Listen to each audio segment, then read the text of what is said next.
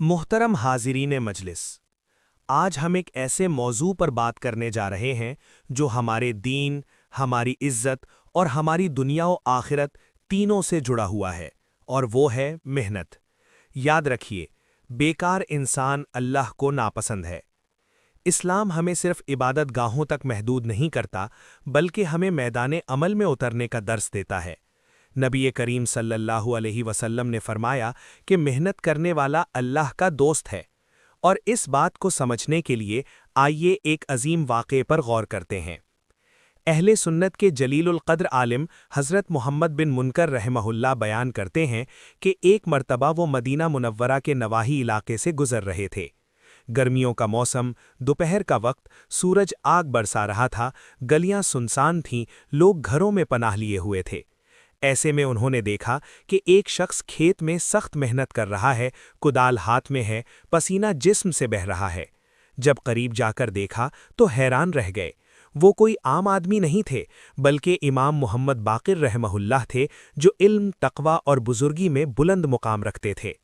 حضرت محمد بن منکر نے ادب سے عرض کیا، اے میرے سردار، اس بڑھاپے میں، اس شدید گرمی میں آپ اتنی مشقت کیوں کر رہے ہیں؟ کیا آپ کو یہ خوف نہیں کہ کہیں یہی دن آپ کی زندگی کا آخری دن نہ ہو؟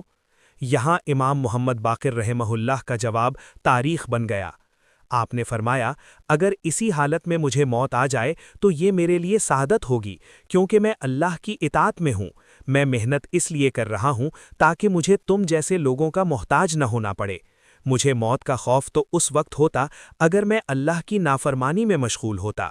ذرا سوچئے، کام کرنا، رزق حلال کمانا، پسینہ بہانا، یہ سب اللہ کی اطاعت ہے، اور ہاتھ پھیلانا، سستی، بیکاری، یہ اللہ کو ناراض کرنے والا عمل ہے۔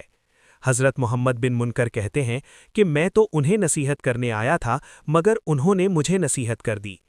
میرے بھائیوں اور بہنوں، آج ہمارا سب سے بڑا مسئلہ یہی ہے کہ ہم محنت سے گھبرا گئے ہیں۔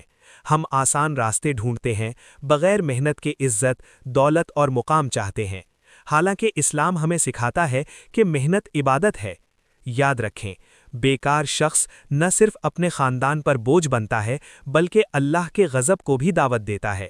جو شخص حلال محنت کرتا ہے وہ اللہ کے نزدیک باعزت ہے، چاہے وہ کھیت میں کام کرے یا دکان میں، دفتر میں ہو یا مزدوری کرتا ہو۔ آئیے آج عہد کریں کہ ہم سستی، بیکاری اور بہانوں کو چھوڑیں گے۔ ہم محنت کو اپنا شعار بنائیں گے، کیونکہ محنت کرنے والا اللہ کا محبوب بندہ ہے، اور بیکار انسان اللہ کو ناپسند ہے۔ اللہ ہمیں عمل کی توفیق عطا فرمائے۔